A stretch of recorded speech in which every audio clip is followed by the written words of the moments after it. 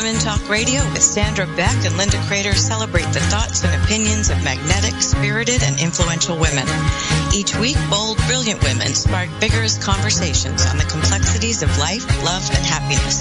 Now here are your hosts, Sandra Beck and Linda Crater. Hello, ladies, and welcome to Dynamic Women Talk Radio. I'm Linda Crater, and I will be your host today. Sandra Beck has taken the day off to be a mom, and I'm so proud of her for doing that. Today, our roundtable topic is adult mean girls, and these dynamic women join us for this discussion. Cynthia Rowland from Oklahoma, Lou Paget from Los Angeles, and Toussaint Brookheims from Missouri. Welcome, ladies. Thank you. Thank you. Good morning. I'm so excited about this topic with adult mean girls. I find this topic absolutely fascinating, but it still baffles me when I realize that I was just scorched by someone. But mean girls do exist in our lives as adults, and it's that sly, whispery look at a party. You've all seen it. The exclusion from meetings or events where you were previously included. And at work, it can be the work that you shared that's suddenly the focus of attention, but it's without attribution. We may think we're too old for this covert or overt behavior, but apparently not. And my conclusion is that when school is let out, the mean girls are let out into the wild. So I am very excited to talk with these dynamic women who will discuss their experiences with adult mean girls. And Lou, I'd love to start with you. Have you ever been at the receiving end from an adult mean girl? No question. And, what's interesting for me is that I didn't ever have, or maybe I was just completely oblivious when I was growing up, because I wasn't part of a specific clique or group. I sort of was, my twin sister and I went to a number of different schools and we're sort of like on the periphery. We would be friends with people, but it wasn't important to us to be, included in specific groups. Mm-hmm. But what I found when I got into my careers, that there were times when, because I didn't fit in, I was an easy target. Mm. And when I was selling job lot paper, meaning I was selling tons, like these huge rolls of paper, and I couldn't sell them based on what they were named as. So I was selling in a mainly male market, but the women that I worked with, because they were mainly administrative, they were not happy with me. And then when I worked at 20th Century Fox, because I was building my business, my lecturing business, seminars, and then writing, the women that I worked with, two of them, well, one in particular, she just had it out for me. Mm-hmm. And it was, to me, so surprising. Right. What was interesting for me is that I had it more from the omniscient standpoint of observing that this is what was happening.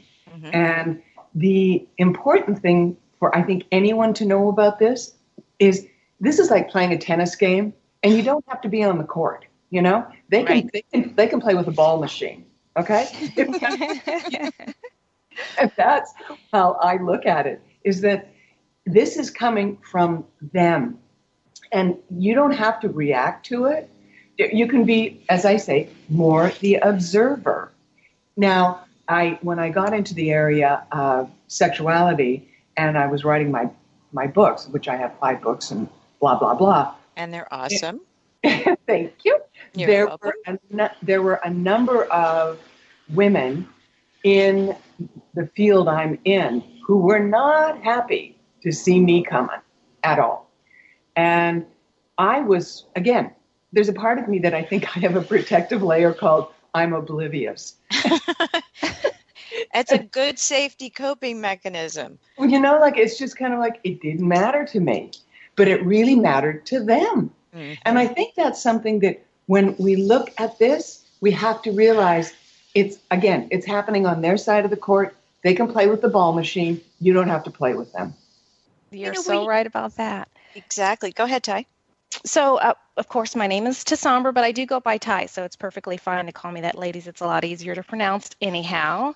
I can't share all the stories where you talk about mean girls and mean everybody when it comes to pronouncing my name. But my experience, as I can relate to you, Lou, with having, you have a twin, I have 4 sisters. So with all of my sisters growing up, we were always kind of together, and I always kind of had that friend. Even now, if something's going on, I can always go back to them. So I know they usually are the meanest, but in love, we're honest and loving with each other. Being military, my experience was moving here to Missouri, and I was invited to a party, and I went to a birthday party. The mom who invited me, her husband is a doctor. Now, my husband is an engineer, 2 different completely fields. But I go to the party, and of course, they're all the spouses of doctors. So all these doctors' wives are in there. And, the mom, who's my friend, she's doing all the mingling and everything. And of course, so I'm kind of left. I don't know anyone in there. So I'm going around trying to make friends, make conversation. And I approached one lady, and I reached out to her. I said, "Hi, I'm Ty." And she looked at me and rolled her eyes, looked me up and down, and just turned her head and walked over to her friends. And I was just like, okay, well, time for a glass of wine, and we're gonna roll with it. So I mean, luckily I have very few experiences with mean girls as an adult, but I mean, oh my gosh, that was probably like by far the worst. Even I think over growing up, it was hard to kind of overcome that, but they're out there, And if I can just for 1 second. Sure. Here's the thing that happens that I see, being in Los Angeles, Beverly Hills, all that area. One of the things that I've seen is that some of the worst behaved people are not the celebrities, but they're the people who are on the periphery of the celebrities, the children. Wannabes. Yeah, exactly. And they're the people who behave badly. And I have a friend of mine who was on, The Real Housewives of Beverly Hills. And I can't watch it. It's like, are you freaking kidding me? Yeah. I mean, and I know what these producers do. What are they going to do? They're going to have a show where people sit around and go, "Hey, you know what? I support you." No, they have to have stir the blood. Have the drama. You've got to have the drama. It foments, contrast and conflict, and then they have to have people, behaving badly. It's like all these shows where they have people, they isolate them, they fill them with a lot of alcohol. Well, what do you think's going to happen? People go nuts. And then people go like, "Oh my God." Yes. That's the real world. It's not. The real world has some of these people in it, but I think we have to be aware that we can observe them, but it isn't that you have to respond back. It's best if you don't often. Right. I mean, the social media stuff, please. Oh my gosh. Yeah. Okay, we'll get into that in the next segment because I think that's a whole topic unto itself. Exactly. I know. So, Cynthia, have you ever been at the receiving end? I certainly have, and I didn't like it one bit. Okay. And the receiving, when I had this happen to me, 2 mean girls in my life, I can point to them specifically. And both of them were my closest friends. Ouch. Which really just stabs you in the heart because you realize that something is going on in their lives that makes them mean. Mm-hmm. Am I a mean girl? Not really. So I have a pretty tender heart. And I know that after 25 years plus in business, you have the steely attitude. But somehow I've learned to temper it pretty well so that I don't come off as a mean girl. But when your best friends do something that is mean and just out of character for them, you know that something is off in their life. And being in the beauty business, I'm around some pretty catty women sometimes. But I just don't want to buy into that because personally, I want people to like me. I want people to hear what I have to say and say, she is a great person. She is a nice person. So I don't ever really want to be lumped as a mean girl. So I'm learning. I'm on a path. Yeah. You know, this brings up the obvious point. This is Linda. Have any of you been the mean girls? No. Nope. Me neither. I'd like to say that I haven't, but I mean, honestly, sometimes I'm so oblivious to what's kind of going on. I mean, I don't think that I would, but maybe I didn't know it. You know, because I get so focused in on like doing certain things, or I mean, usually if I host a party, I make sure everyone is included. Right. You know, I do a lot of business meetings and a lot of talks, and I try and make sure that everybody feels, you know, really good. If I walk into a room, I act as if, you know, I'm kind of the host, which is why I approached that lady like, okay, I'm not just going to sit up here in the corner and you know, you're not going to put Ty in a corner. I'm not going to just sit up there. Nobody I'm gonna puts act like baby the in the host. corner. Right. So, you know, I go and I introduce myself, but I don't know. I really hope that, you know, that I could honestly say no and no 100%, but I don't know. I mean, Well, I'm going to jump in. It's Cynthia again, and I'm going to say I can be a mean girl when I have to deal with men who want to take advantage of situations. And that's when I grow a pair, seriously. But that makes sense. That makes sense. But that's men. That's not being to other women. And I think in many ways, dynamic women have to be strong anyway. It's part of what makes us who we are. That's how we succeed in business and in personal lives, etc. So I think some of these observations, as Lou put it, not engaging, as both Cynthia and Ty said, it's important because these people do exist. So you have to learn to cope with the situation. But boy, oh boy, it is not a pleasant experience. We've all had it. And I think we tend to avoid those people after a time. At least that's I have a period of non-engagement. And I also give it a reality test because sometimes I've given someone 2 chances to do that to me just to test whether it was real. So at any rate, we are going to go into the short break. And at the beginning of the next segment, let's talk about, does motive really matter when these people are mean girls? Does it really matter at all? So we will be back with Cynthia Rowland, Lou Paget, and Tosambra Kimes after these short messages. You're listening to Dynamic Women.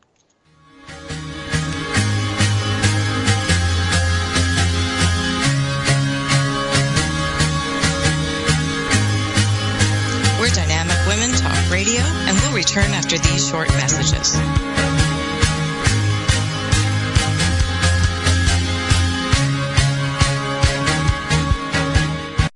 It's the Fitness Minute with fitness expert Annette Hammond. The goal for each of us is to be active. Every day, I encourage you to get up and get moving. Put your body in motion and watch your mood change in a positive way. Your outlook on life improve, your energy increase, and many more affirmative things happen to you. Remember that you don't need to be an athlete in order to be fit. I hear that excuse quite a bit. Some people think that since they're not athletic, they can't be fit. Nothing could be further from the truth. It does not take athleticism to walk on a treadmill or outside. You don't have to be an athlete to swim laps in a pool or to take a yoga class. I'm not athletic, yet I am fit. So don't let your excuse for not being active be because you're not an athlete. No matter what your coordination level, you can be fit. For the Fitness Minute, I'm Annette Hammond.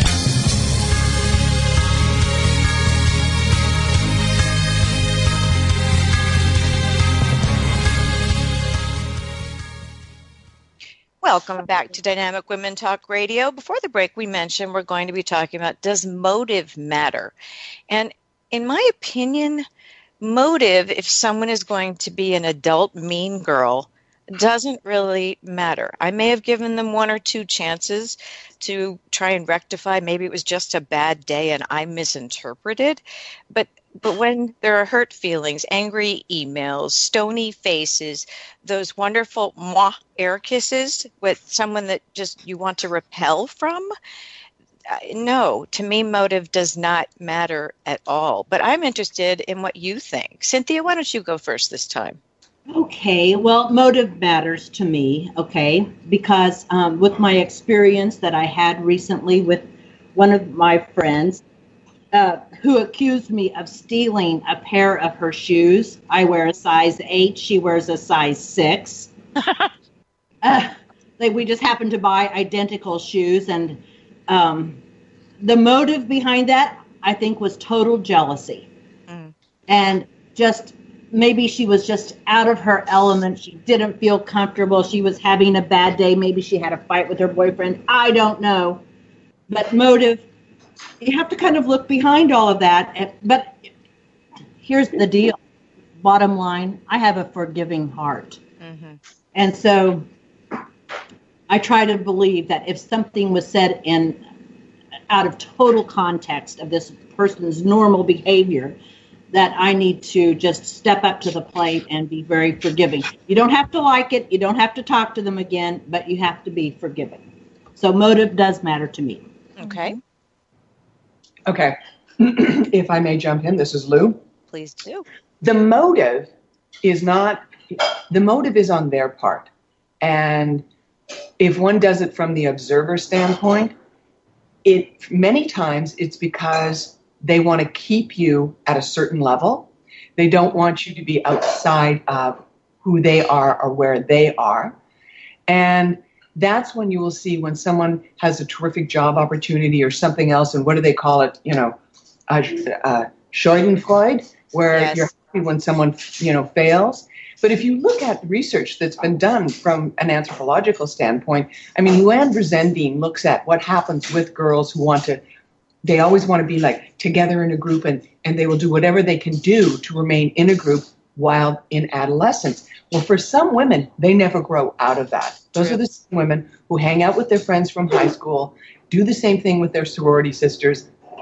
And for them, that being shunned is like that's a tough thing to deal with. Yet, if you ever saw the movie Bad Moms, it's classic. Oh, yes. And finally, at the character played by Mila Kunis, she stands up and she says, yeah, I am a bad mom. And so all of those things where people are throwing the barbs at, she owns it and she says, yeah, I'm fine with it. And that's who I am. None of us are perfect. Yet, I mean, I'm sure people have felt like, oh my God, she said this or did this, or I was unaware that I may have hurt someone's feelings, because I'm not in their head or their heart. Right. Mm-hmm. But my interest is in, I want to help people. I want to do the best that I can do. I will say, if someone says something that I think is astonishingly stupid, I will point that out to them. I think most of us will. Right. Yeah, I have no problem doing so. That to me is not mean. That to me is like, hello, reality check, ding, ding, ding. Yes. What I want is, and if I see someone who is being mean, for me, it's like a red flag when someone's bullying someone. I will step in. I will not let that go on in front of me. Mm-hmm. Because that, for me, we have a responsibility to be, we're all one. That's what people, I think, find so astonishing. We are all one. Get it. Live with it. Be part of it. And, there's times when people have said things about what I have done, and they have no idea what I'm thinking or doing. But that's, there we go. There we go. Ty? Yeah. So, I agree. I agree with you, Lou, as far as, people want to keep you on a certain level, because to me, I feel like they just have this error. They just think they're better, like the lady who, doctor spouses. She probably looked at me like I've never seen her before, her husband's not a doctor. She's not worth my time, but I think, it's important to pay attention to it for, I guess, a certain aspect. I mean, really, I just kind of ignore it. When people are mean or being that way, I'm just like, get your life together, and I just focus on me, try and find some joy. But, I also agree, with you, Cynthia, when you were talking about forgiveness being important. It is really, important, to forgive. But it's also, important just for me. I just look for the good in people. And sometimes I can automatically see like, oh God, they may be pretty on the outside, but oh my gosh, are they hideous on the inside? But to me, it's just a matter of you being confident and you being just happy and just joyful. And we don't have to be catty. We don't have to be, rude and obnoxious. As long as you're happy with yourself, I think you won't be that mean girl, and I love the whole honest aspect. But, it's important. I mean, I grew up, I mentioned before that my sisters were they can kind of be mean girls. It's not that we were mean girls in the fact that we excluded anyone, because we were very kind of inclusive, but at the same time, we're just honest. And my older sister, by far, she's just completely, blunt about everything. No sugarcoating. She's just going to tell you like it is. And sometimes that can be, it might be like, ouch, that's a painful truth. But at the same time, it's beautiful to hear it. It's like sharpening. You know what I mean? I need to hear it, but. Is this your older sister? Yes, my older sister. Now, don't get me twisted. I have 3 younger sisters, and. Okay, well, because I'm the oldest of 4 daughters, I can speak to that because yes. We kind of raised you girls, or, That's exactly what my sister would say.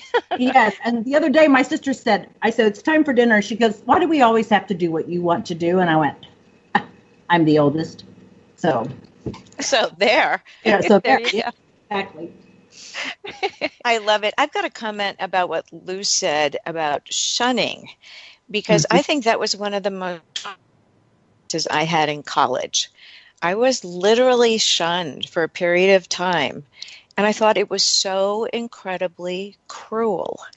And I went to a women's college, and the dining hall was all done family style. And during this time period, I had evidently ticked off this extraordinarily wealthy girl. And I came from a small town in Maryland, and, I hadn't gone to private school, and I had no idea what I had done to this girl. But she decided with her clique of girls that I was bad. So I literally would bring my filled plate from the buffet table over to the table where we ate, and everyone would get up en masse, and it was horrifying.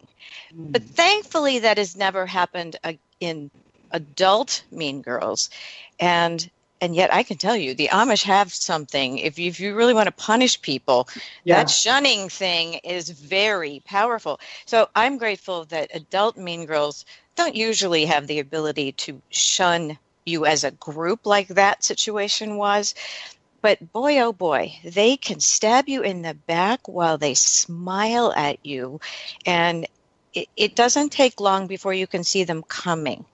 And right. I'm one of those people who are an empath, so I can feel it physically when someone is that way. And boy, do I pay attention to my instincts and my intuition now.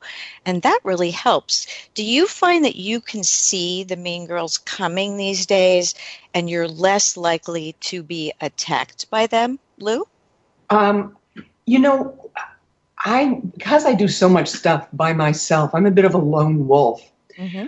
What I will say is, going back to the girl who's the wealthy girl, might I point out she didn't make the money, her family did. Absolutely. And, the other thing is that when you start to observe this behavior and you see people, it's like if I tell people, because I, work in the area of sexuality and relationships, if you want to get divorced, hang out with divorced people. If you want to have a good relationship, hang out with people who have good relationships. I got to tell you, the law of attraction really works here. But for me, the intuition thing, we all have it. And if you stay out of your, I have to know the answer, and we have what is known as we have another physical, like an energetic body outside of our actual physical bodies. And that hears and feels things way before your brain gets it. Right. And heart brain, which is your intuitive body, your heart brain gets an impact before it hits your brain, before it hits your body, before it hits your consciousness. And if you if you just are centered in that, you'll go like this. Yep. And it doesn't take much, at which point you go like this, been to that, I've been to that barbecue before, not and you move out of it. And anytime, and you can see people's behaviors before they start. And for me, the person that, was doing the documentary with you, Ty, he's pretty pissed off at me right now because of something. And I tried to explain it to him. He would not listen. He would not listen. Oh, no. And it was something so the mean things happen. I don't think it's a gender specific thing either. I think we can also say that people will be really, when they're threatened, they will go after somebody. When their egos are, someone does something, that's what all that nonsense of, the so-called reality shows are based on. Right. It's someone coming up with, let's have an impact. Oh, for heaven's sakes, get over your bad self. Yes. And, to me, I think it's important just to be attentive, to pay attention to that, to have a spirit of learning and you always wonder kind of like, what's your story? I think that's what's kind of helping me most of the time when I'm, out and about and making new friends or just in my circle of friends. I always try and think, okay, what's going on with you? What is your story? And then it helps me focus on them, and I'm not so concerned with, with my own thoughts and what I have going on. And it's just, it helps me be better because everyone has a story to tell. And sometimes it's a matter of, we all have stories to tell. Some we don't want to tell, some we'd rather just, keep that book closed. But, everyone definitely has a story to tell. I love it. And you're absolutely right. And we're coming up on another break. But I think that one of the things I'd love to talk about after the break is how the culture is promoting this bad behavior. Come watch the train wreck of these behaviors because it's, quote, interesting in the conflict that Lou mentioned earlier. So we're going to go on a very short break. You're listening to Dynamic Women with Cynthia Rowland, Lou Paget, and Tosambra Kimes. And we will have a short break and be back to talk about how culture promotes adult mean girls.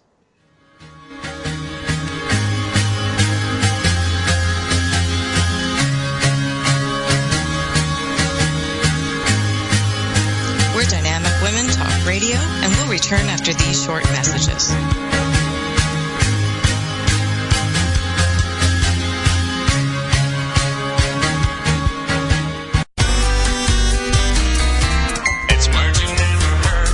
Man cannot live by bread alone. He must have his peanut butter. Peanut butter is a pate of childhood, and it's not just for kids, as dogs love it too. Last night, I gave my dog a pill hidden in peanut butter. What's a word for a messy concoction that helps the medicine go down? Sliver sauce. Mice apparently prefer peanut butter to cheese when it comes to luring them into the trap. But there are even more practical uses for peanut butter. Peanut butter contains natural oils, which makes it perfect for removing all kinds of sticky things, like gum stuck in your shoe or in your hair. What's a word for the fear of peanut butter sticking to the roof of your mouth? Arachnophobia. And according to Barry Goldwater, if you don't mind smelling like peanut butter for 2 or 3 days, peanut butter is a darn good shaving cream. I'm Carolyn Davidson, and you can have fun challenging your words you never heard vocabulary with my free app, Too Funny for Words.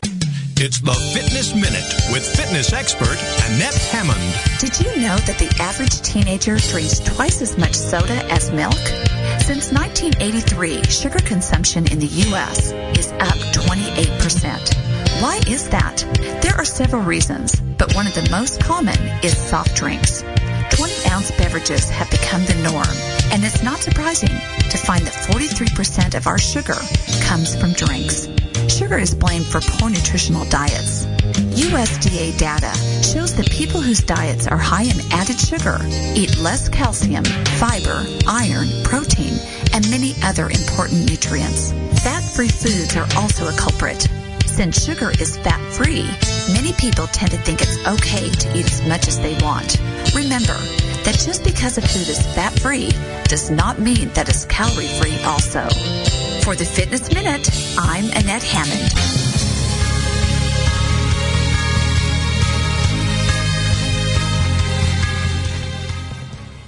Welcome back, and we're continuing our discussion on adult mean girls. And I'd love to take us into how our culture honestly promotes this bad behavior. And it's like watching a train wreck. And these Real Housewives shows are an example. But I want to give you a quote from Rosalind Wiseman, who was the author of Queen Bees and Wannabes, which is the book basis for the movie Mean Girls.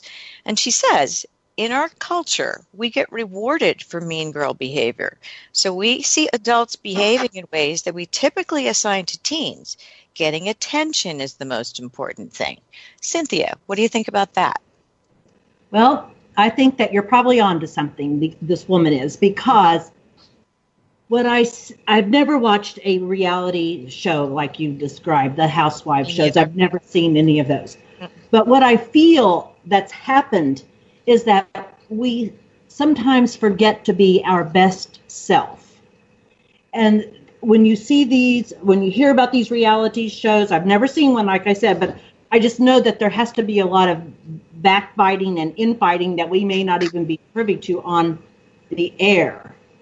But I just feel that we could do better as a human race so that we don't give credence to these different types of culture that promotes hate, anxiety, and, angry feelings. I don't know. I'm probably not the best one to speak of that because personally, I just don't see why there is an attraction to it.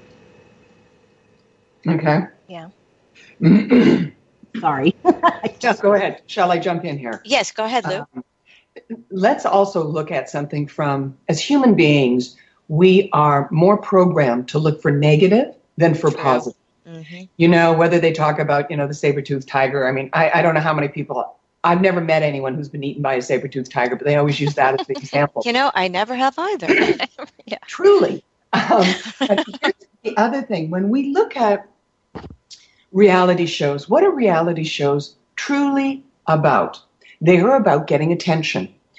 And people will fight to get attention, whether it's positive or negative, throughout their lives. So you will see someone behaving badly, and they're still getting attention. That's the drug of choice. Mm-hmm. Now, with reality shows, again, I can't watch them. Mm-mm. But what I do see is that when people are angry and when people have outbursts and things, there's something obviously in them that's getting triggered, right? Mm-hmm. Well, invariably what in my life and what I've seen in relationships and seen in marriages, and that whenever someone is tremendously angry, don't care, what gender you are, I don't care if you're bi, straight, whatever it may be, there invariably is underneath that anger is tremendous pain, and under that pain is sadness. Mm-hmm. Now, the one thing that I think is totally, I'm kind of like, my little head turns to the side a little bit. The people who are often behind putting these reality shows together are angry gay males. Hello? What is going on there? That's interesting. That is interesting. It's kind of like, do an observez-vous. And it's kind of like, hello? What? You just made that sound so good because anything said in French always sounds good. But that's what, and so if we're looking at if we talk about motivation, if we talk about what is bringing this forward, we have a culture that has promoted people being unpleasant to one another. Mm-hmm. And then we have, this woman who did the body shaming of a woman in a club here in Los Angeles. Mm-hmm. And now Miss Little Goody Two-Shoes Playmate is trying to say, like, she's the victim. Wake up and have a coffee, honey. You hid behind. If I can't unsee this, neither can you. She's now trying to act like, oh, people are coming after me. Yeah, people are not happy with you because you behaved badly. You did a bullying behavior. It was angry. It was, I'm so much better than someone else. And this is a 70-year-old woman who really is, in the privacy of a gym getting into a shower. Right. And that for me is a classic example, which as a result of that woman doing it, what has happened is her taking the picture in the gym was unlawful, but her disseminating it was not. What has changed is there now a state bill saying disseminating this type of electronic information is now going to become illegal. Which was Yes, brilliant. It should. Yeah, it definitely should be. Yeah. So anyways, next. Yeah, if I can jump in here, it's Ty. Lou, when you were talking about the networks, looking for drama and promoting that, I could totally relate because I was interviewed for a show. There was going to be a reality TV show about military spouses. This was before Oprah's network OWN had came out. They were looking for shows to put on. And so they contacted me and they were interviewing us and we had fun. I mean, we did days of interviewing and they come and they did some filming, but we just didn't have enough drama, the military spouses around us. I mean, we were very supportive with each other and you're right. I think they didn't do the show with us because there wasn't enough fighting. There wasn't enough bickering. There wasn't enough negative stuff. I mean, we weren't what they were looking for. And, I hate when people always say too, because I run a business and most of my employees are all women, and it's just because of the nature of the business. And, my husband will be like, oh gosh, you and all those women having around, but it's not a bad thing. My sisters, I grew up, we love each other. We can support each other. We don't have to be hateful. We don't have to be, so angry, with one another. I mean, yes, we're going to be honest with each other. We're going to sharpen one another, but it doesn't have to be the way that society is trying to, it doesn't have to be cruel. Society is trying to make it cruel, and it doesn't have to be that. We need more joy. We need more happiness. We need more supporting of one another. And, I think we should have more of that. I wish they would promote more of that. Well, I think that, I'm sorry, Lou. I was just going to jump in. This is Linda. I was just going to say, I think that what's happening with these shows and the social media posts and all of that is it's normalizing bad behavior. Yes. And that is a shame because that's just not something that we want to normalize.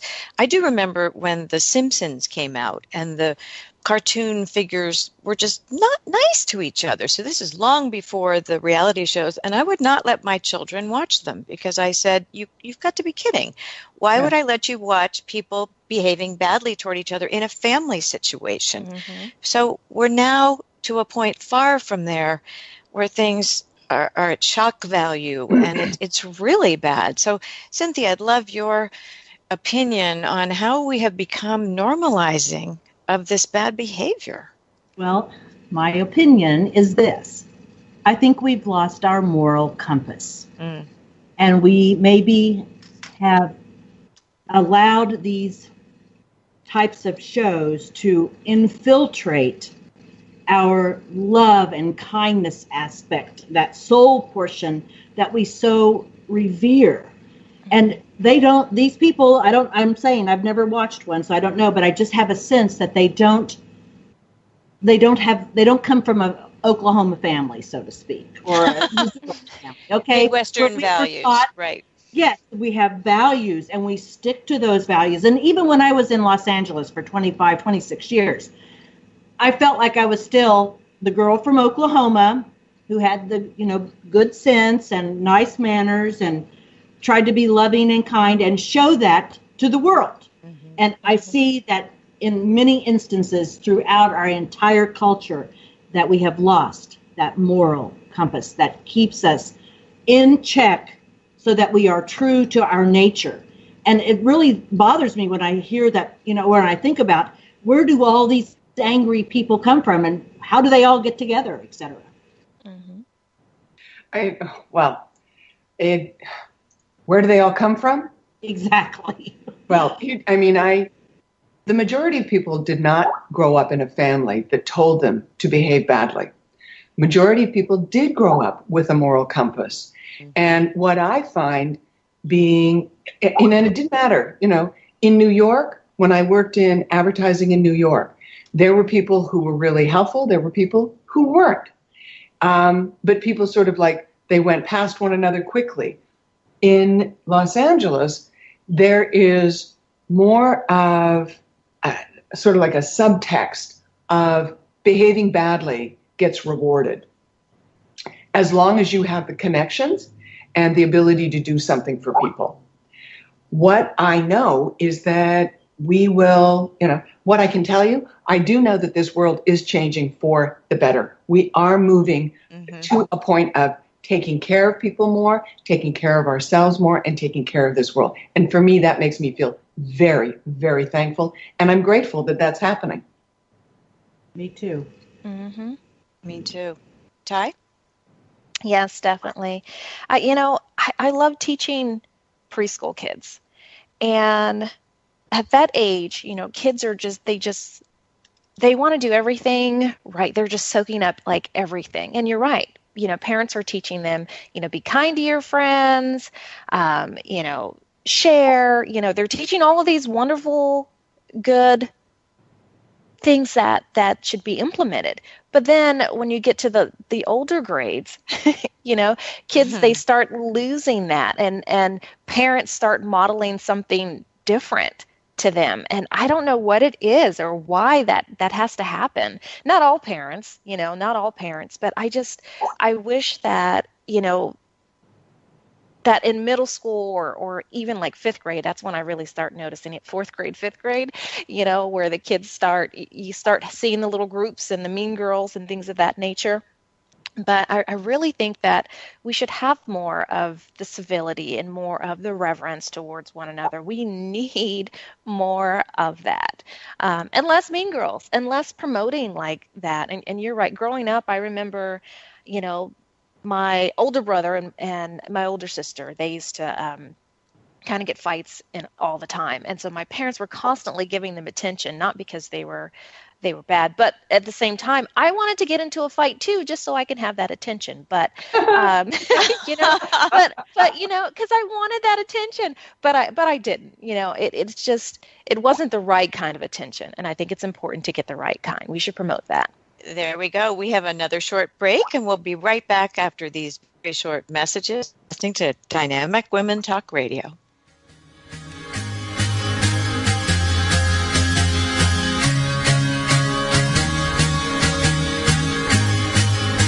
We're Dynamic Women Talk Radio, and we'll return after these short messages.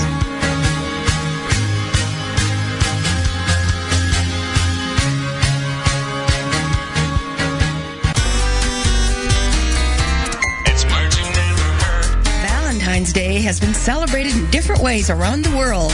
In Italy, one tradition suggests that the first man a single woman sees on Valentine's Day was the man she would eventually marry.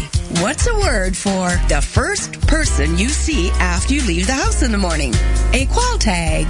In South Africa, some women pin the name of their love interest on their shirt sleeves, following an ancient Roman tradition known as Lupercalia. This is how South African men learn of their secret admirers. In America, it is widely believed that if women don't receive a gift of candy, flowers, or a card from their guy on Valentine's Day, he's probably going to get dumped. This is usually the cause for a charrette or an 11th hour effort by men to buy their woman a Valentine's gift.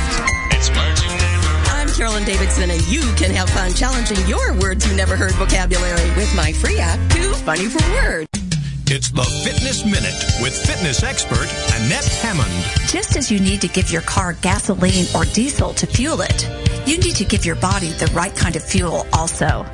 I am often asked, should I eat before I work out? The answer is yes. Cooper Aerobics Center recommends that you eat oatmeal or another hot cereal, a plain English muffin, toast or mini bagel, low-fat or fat-free regular or Greek yogurt, a fruit smoothie, or a snack bar before you work out. Eating a piece of fruit is a fabulous choice because it is low-calorie, packed with vitamins and minerals, and carbohydrates are the optimal fuel source to consume before a workout. Your body requires carbohydrates, and they are absorbed very quickly. Eating an apple or banana on your way to the gym is a good idea and will fuel your body for the workout ahead. For the Fitness Minute, I'm Annette Hammond. Like us on Facebook.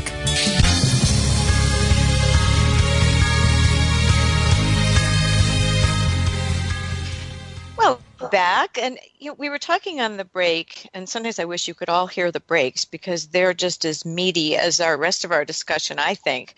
We were talking about how there is this culture of the bad behavior, and the word I like to use is malevolence, because we all remember, even in the early Disney films, the cartoons, the evil characters, they're the most interesting one. And think about it. There is a villain in almost every one of the movies that we see as children or even as adults. So malevolence has staying power, and we all remember them. So Cynthia, talk about malevolence and why does it have such staying power? Well, I guess because people are attracted to evilness. Mm.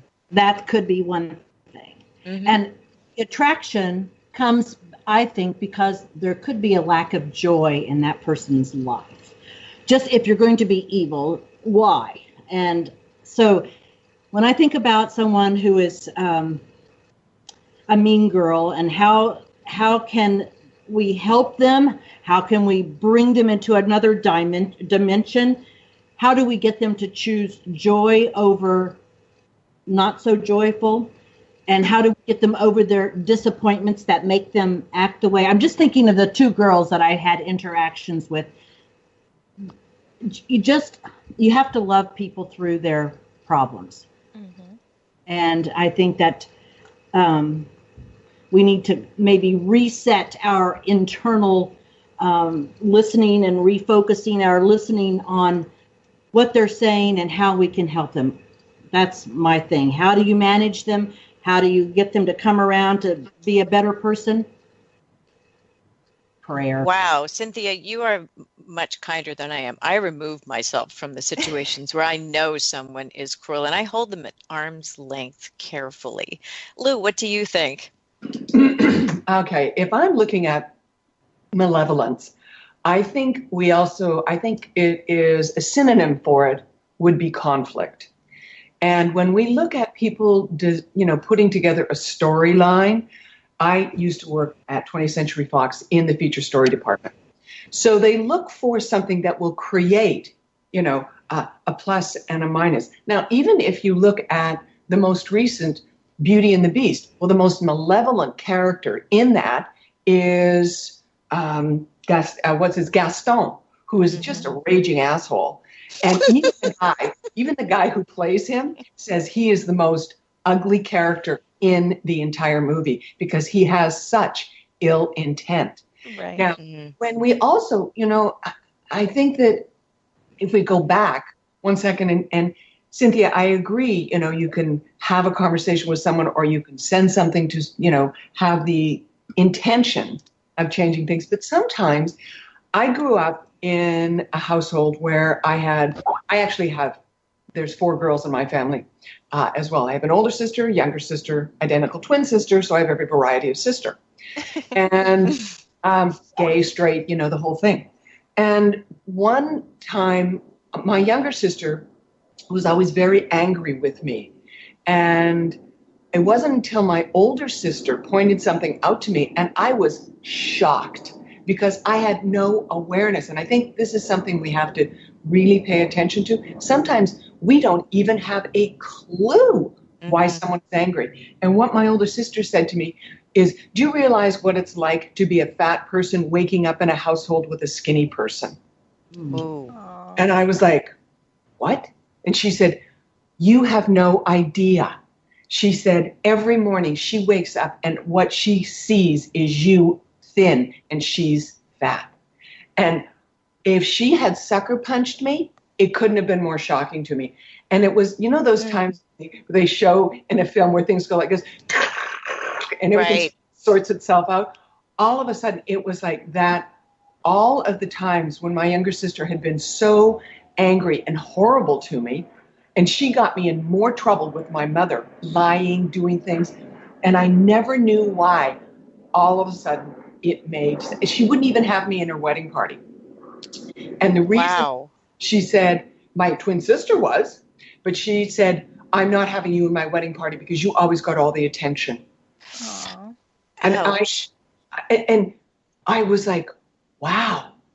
And when my older sister told me that, everything made sense.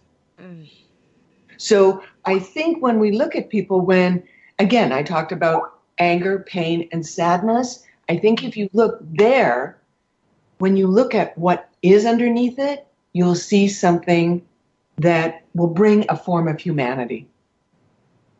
Very true. To me, I think mean looks fun. I think for people, I think it looks fun. It looks appealing. But when you really look at it, I think mean is only fun for the people who are mean. Do you really think that really they feel it's fun? Else. I don't think it's fun for them. I think it's like a stick up. Yeah. It just eats them on the inside. Talk about acid. Oh yeah. Well, we learned in the Unity training that there are only two emotions in our lives, fear and love. Right. Mm-hmm. So you see these mean girls acting out and being so socially unacceptable. I think that we're not looking at love, that we're looking at fear. Yes, you're right. Wow. Yeah, that's good. I never heard that before. So that is definitely something to ponder, and you can see it, Yeah. Wow, that's good.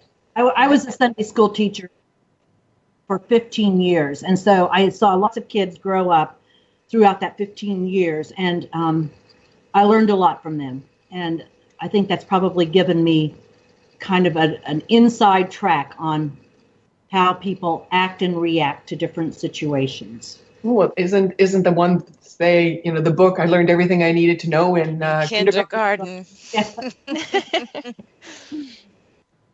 And I think that's very true. We learn the values, and invariably, when someone loves someone, they come from those values. When someone is scared and fearful, they come from different values. Mm-hmm. Very true. I agree with you, and I think that the fears mask an insecurity, and those things, people feel cornered or they feel threatened in some way, and they lash out, and they're not their best selves, and that's why I think the malevolence may look okay or appealing. I find that interesting, Ty, because to me, I think those people are probably pretty miserable, and I know that if I've ever been sharp with my children or with another person because it was just a bad set of circumstances, not a mean girl, but just a bad set of circumstances, I felt terribly guilty, awful. And I would, just implore them to forgive me because that wasn't the values that Lou was just talking about. Right. And it was just me being off, and an immediate apology was necessary.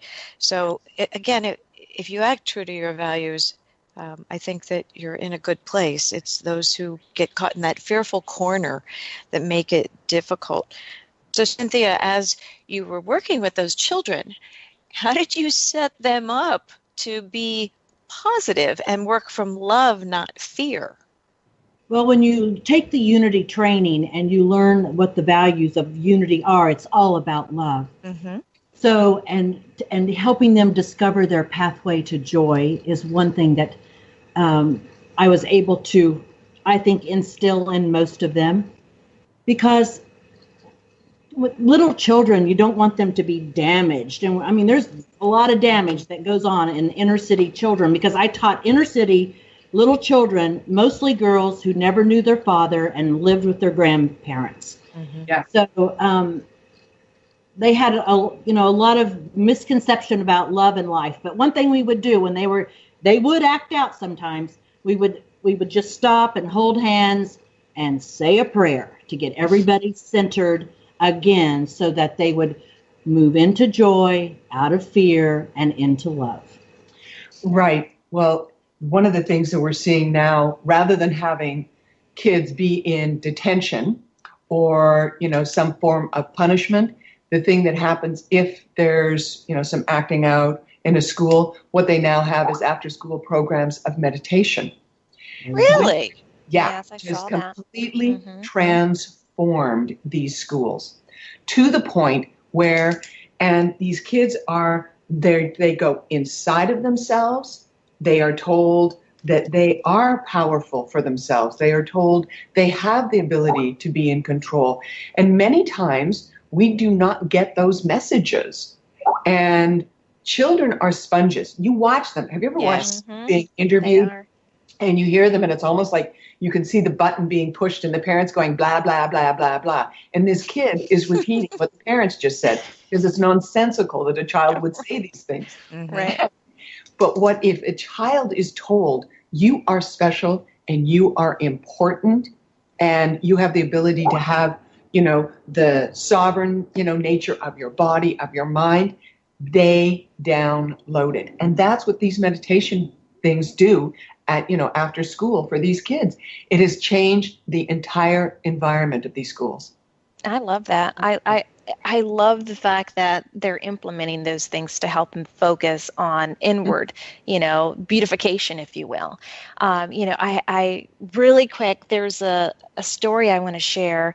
I have a friend of mine, she has different parenting styles, but one thing she had told her daughter was that you are better than, this other girl. And I told her, I said, what a harsh thing, and how terrible, of a life that you're preparing for her to think that she's got to compare herself now to everybody. And I told her, what I teach my daughter and what I'm going to teach her daughter when she's around me is that, you are no better than anybody else and nobody's better than you. And it is all about, growing and being beautiful, on the inside, because then you don't have to be a mean girl. Then you can be loving and be on that love side, right? That's right. And we are all one. That's what people have to get. I love that. Ladies, thank you so much for sharing your opinions on this adult mean girl topic. And hopefully we have shed some light for others on that they're not alone and how to better deal and why it happens. But thank you to Cynthia Rowland, Lou Paget, and to Sombra Kimes. If you'd like this show and want to hear more, go to dynamicwomentalkradio.com. We're on every week, and we love to have you join us. Thank you so much again, ladies. It's been a pleasure. Thank you, Linda. Thank you. You're so very welcome. Have a great week, and we are so glad that you joined us today.